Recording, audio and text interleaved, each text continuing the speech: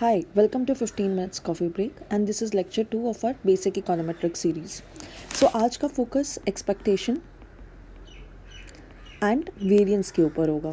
सो ये basically statistics के topics हैं बट कभी कभार हमें थोड़े क्लियर नहीं होते, इसलिए आप थॉट कि यार इस पर एक बेसिक वीडियो बनानी चाहिए.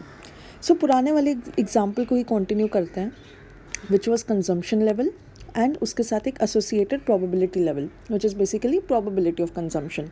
सो कंजम्पशन लेवल 500 था, 800, 900, 1100 और 1200. उसकी एसोसिएटेड प्रोबेबिलिटीज़ क्या थी?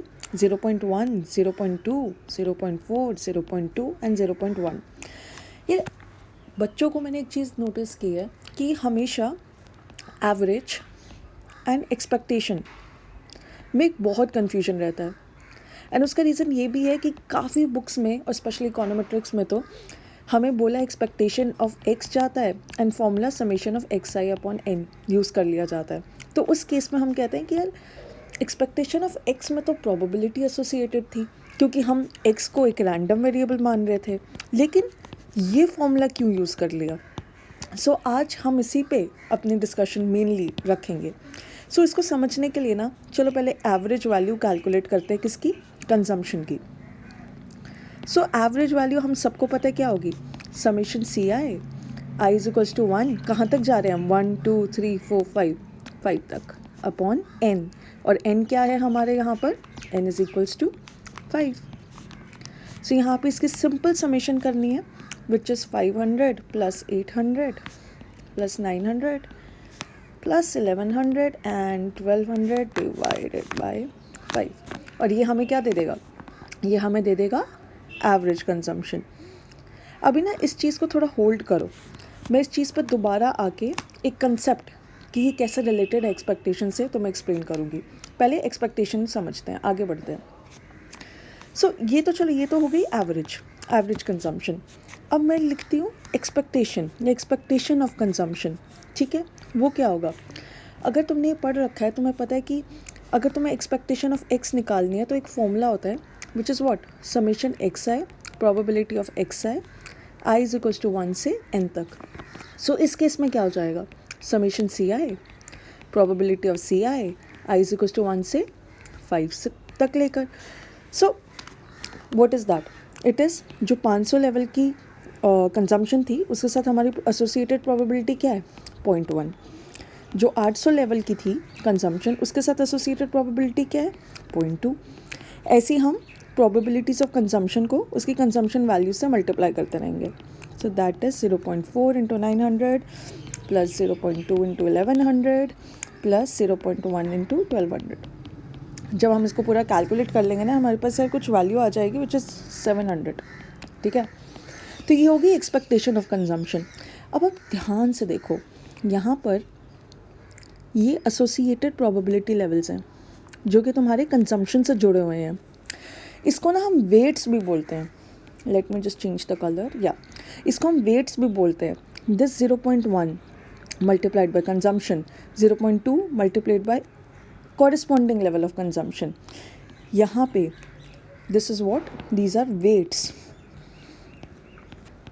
ठीक है, क्या ये वेट्स एवरेज में हैं? अब बोलोगे नहीं मैम ये तो है नहीं. मैं कहूँगी यार फिर से सोचो, हैं. देखो 500 divided by 5 plus 800 divided by 5 plus 900 divided by 5, 1100 by 5, 1200 by 5. ये 1/5 क्या है, 0.2 into 500, 0.2 into 800, 0.2 into 900 and so on. ठीक है, 1100 प्लस ये 0.2 इंटू 1200. अब तुम ये देखो यहाँ पर भी वेट्स हैं, लेकिन यही मेन फ़र्क है कि जो एवरेज है उसके अंदर व्हाट हैपेंस इज कि जो आपके वेट्स हैं, sorry okay so this is 10, late me just या. सो ये जो आपके वेट्स हैं ये इक्वल है एवरेज के केस में. और ये किस पे डिटरमाइंड है, कौन सी ऐसी चीज़ है जो उसको डिटरमाइन करती है, that is number of observations. इस केस में हमारी ऑब्जर्वेशंस कितनी थी, n इक्वल टू 5 था, तो हमारा वेट क्या हो गया 1/n, 1/5 हो गया, विच वॉज वॉट 0.2। मतलब एवरेज के अंदर आपके वेट्स किस पर डिटरमाइन करते हैं, सॉरी किससे डिटरमाइन होते हैं, आपके एसोसिएटेड नंबर ऑफ ऑब्जर्वेशन से। एंड एक्सपेक्टेशंस पे ऑन द कॉन्ट्ररी वेट्स किस चीज़ पर डिटरमाइन होते हैं, that is based upon the probability, associated probability levels. Now you're getting the difference. So कभी कभार क्या होता है इकोनोमेट्रिक्स टेक्स्ट में एक्सपेक्टेशन ऑफ सी को तुम देखने को मिलेगा कि समेशन ऑफ CI/N लिख दिया, और फिर ऐसे दिमाग की बिल्कुल बैंड बज जाती है, क्या समेशन CI/N क्यों लिखा है, प्रोबेबिलिटी है।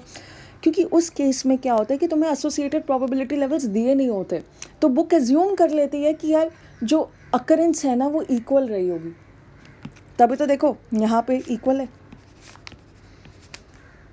So when you are not given the values of the associated probabilities, and this is the reason that vaguely books interchange expectations and average का definition. So you have to always keep in mind कि जो तुम्हारी expectation है उसके weights उसकी probability से associated होते हैं, और जो तुम्हारी एवरेज है उसके वेट्स नंबर ऑफ ऑब्जर्वेशन से एसोसिएटेड होते हैं। मैं तुम्हारे लिए लिख देती हूँ, रुक जाओ, ये लो। एक्सपेक्टेशन में वेट्स किससे डिटरमिन होते हैं, उसकी प्रोबेबिलिटी से,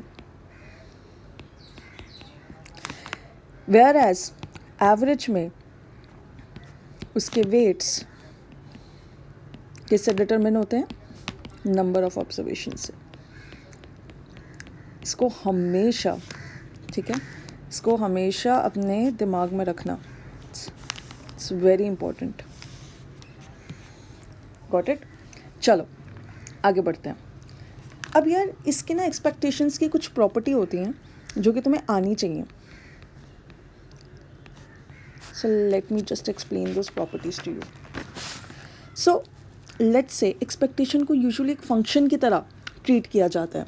सो let's say let y is equals to ax plus b, तो तुम्हें एक्सपेक्टेशन ऑफ y निकालना है। सो तुम इसको एज अ फंक्शन पूरे इक्वेशन पे लगा दोगे, बोथ LHS एंड RHS में। Then expectation of y is what, a times expectation of x plus b। आप ये चीज़ देख रहे हो, मैंने कॉन्स्टेंट्स को, एक बार मैंने कॉन्स्टेंट को बाहर निकाल दिया जो मल्टीप्लाइड था रैंडम वेरिएबल से, एंड जो एडेड था उसको मैंने एज इट इज़ लिख दिया। ये बहुत इंपॉर्टेंट है, ठीक है। दूसरी चीज़, चलो अब मैं y को थोड़ा कॉम्प्लिकेट करती हूँ, मैं इसको ax plus bz plus c करती हूँ, और मैं कहती हूँ अब एक्सपेक्टेशन ऑफ y निकालो। वो क्या हो जाएगा, a times expectation of x plus b times expectation of z plus c। अब मैं इसको थोड़ा और कॉम्प्लिकेट करती हूँ, मैं बोलती हूँ expectation of y given z निकालो। तो जब मैंने यहाँ पे गिवन z कर दिया ना, इसका मतलब पता क्या है, दैट यू आर कीपिंग और you are treating z as a constant. The moment you treat z as a constant, आपको दिख रहा है कि z would be as it is, उसके ऊपर कोई एक्सपेक्टेशन का साइन नहीं आएगा, right. So let's do it. So it would be a times expectation of x plus bz plus c, okay. And अगर कोई वैल्यू गिवन हो, let's say expectation of y given z is equals to 1, what would it be, a times expectation of x plus bz आना था, तो b times 1 plus c, which is what, a times expectation of x plus b plus c। सो ये basic properties हैं जो आपको पता होनी चाहिए, ठीक है। चलो अब थोड़ा सा वेरिएंस के बारे में बात कर लेते हैं। अगर तुम्हें एक्सपेक्टेशन आ गई ना, तो वेरिएंस में कुछ नहीं बचता, it's very easy. Variance usually statistically हमें सिखाया जाता है कि आप मीन से हर वैल्यू को उसके मीन से सबट्रैक्ट करते हैं, स्क्वायर लेते हैं और नंबर ऑफ ऑब्जर्वेशन से डिवाइड कर देते हैं, राइट। अगर इसको एक्सपेक्टेशन में देखना है, सो it would look like this, expectation of x minus expectation of x का होल स्क्वायर। समझ रहे हो, देखो यहाँ ये x बार है ना, इसकी जगह एक्सपेक्टेशन ऑफ x ही आ जाता है, और क्योंकि यहाँ देखो तुम्हारा normal variance number of observation पर डिपेंड करता है, तुम्हारा एक्सपेक्टेशन ये वाला वेरिएंस तुम्हारी प्रोबेबिलिटी से एसोसिएटेड होगा, ठीक है। सो इसको आगे सॉल्व करते हैं।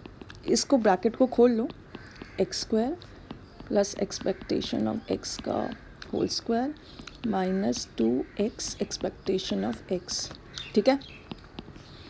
अब इस पे हम अपना एक्सपेक्टेशन, जैसे मैंने बताया था ना पिछले यहाँ पर कि प्रॉपर्टीज़ हैं, इन प्रॉपर्टीज़ को यहाँ पर अप्लाई करते हैं। So that is expectation of x square plus, क्योंकि इस पर तो ऑलरेडी एक्सपेक्टेशन है, ये तो एज इट इज़ रहेगा, माइनस इसके ऊपर अब हम एक्सपेक्टेशन लगाएंगे, ये एज इट इज़ रहेगा, ठीक है।